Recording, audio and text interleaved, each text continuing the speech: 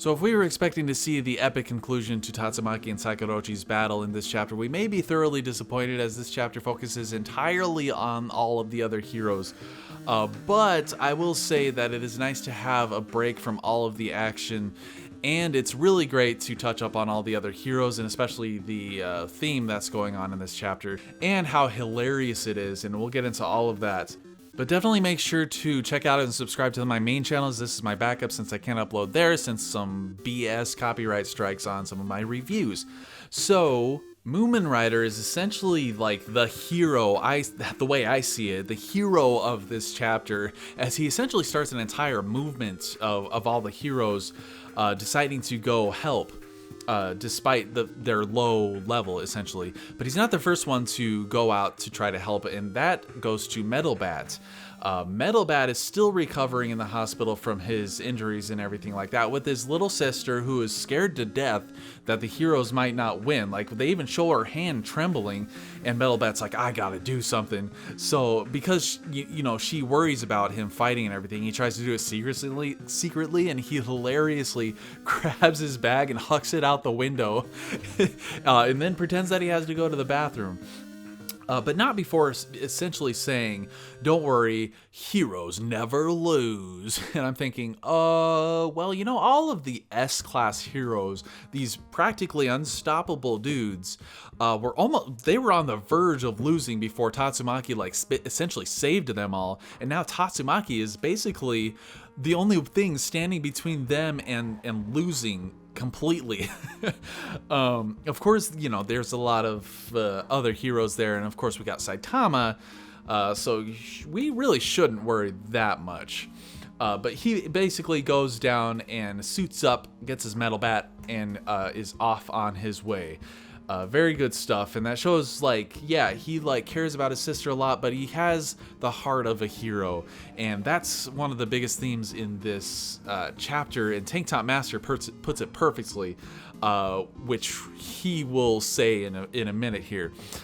So Metal Bat's like, oh, you know, the hero hunter's out there too, so I'm gonna go do what I can. And I'm thinking, I don't think Metal Bat really has any chance whatsoever against Garo at this point. You know what I'm saying? So he runs off. I love this picture of him running. Really cool perspective. But then, now we get to Moomin Rider. Moomin Rider essentially just leaves a note. Like, Moomin Rider is the Captain America of One Punch Man. And on his way out, he has a really nice scene with Tank Top Master. And he's like, oh, you know what? Let me help.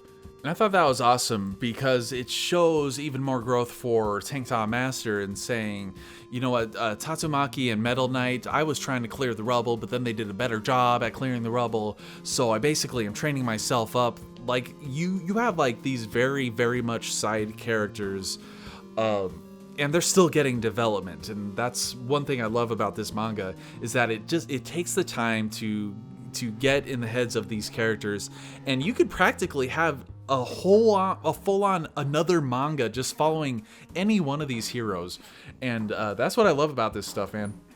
So despite still trying to recover from their injuries, Moomin Rider and Tank Top Master decide to go and do like rescue work essentially.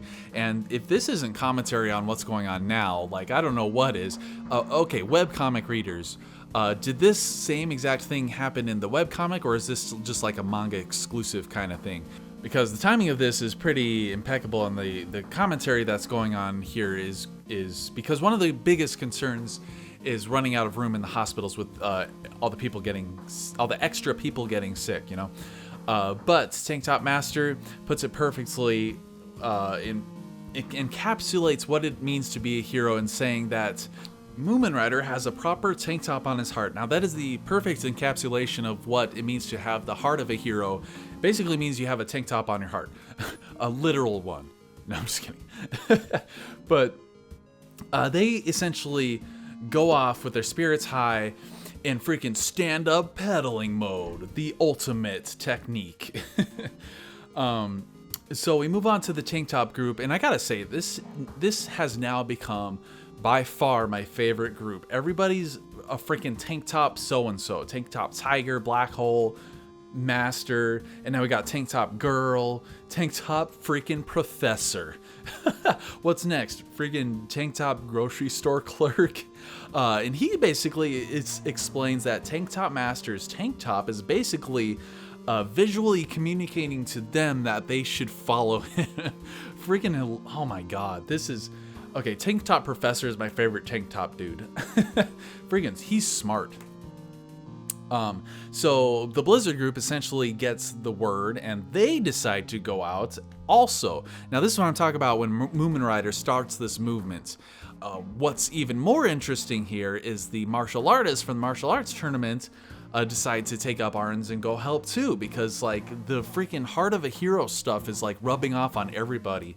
And even more surprising to me is freaking Serial, who is still recovering. And he even has crutches, dude. And he's like, nah, you know what? We're not ready. We have the drive to do it, but we don't completely have... We have martial arts hearts, not the hearts of a heroes. We're not quite ready for that stuff yet. And then he reveals that he wants to become a hero. That's freaking awesome stuff, man. I hope he freaking joins the Heroes Association or something, because that's awesome. So finally returning to the battlefield, seeing the destruction that Tatsumaki essentially just freaking did on the Heroes Association base, we have the most hilarious part of the chapter with Saitama, Flashy Flash, and Mike Wazowski, who essentially is a girl, so girl Mike Wazowski. And Flashy Flash is buried in the rubble, and all you could see is his face, and that reminded me of Saitama so much. And I might show a picture with them side by side there, but it's so it's pitch dark, and the monster's like, this is my chance to get him from behind. But apparently getting scared lights up her eyeball, so now they can all see. But not only that, it's way too bright at first until she reflects it off of Saitama's bald freaking head. This is just one gag after another, guys. But that's not it. It doesn't stop there with the hilariosity. Flashy Flash tells Saitama which rocks to take from him so that he can get out. And every rock he takes out, another rock bashes him right in the head. Oh my god. So he's like, all right, you know what, monster, you give it a shot. So she takes a rock out, and the rock still falls on Saitama's head. Oh my god. That's that might be the funniest thing to ever happen in this manga. I don't know, it might just be my mood, but funny stuff. So finally, Saitama gets fed up with all of this. And look at his face, like he puts a giant boulder right in front of Flashy Flash, his face, and essentially kills him. So that's a very dark ending. Flashy Flash is now dead, and that is the conclusion of the chapter. So R.I.P. Flash to the Flash. No, I'm just kidding.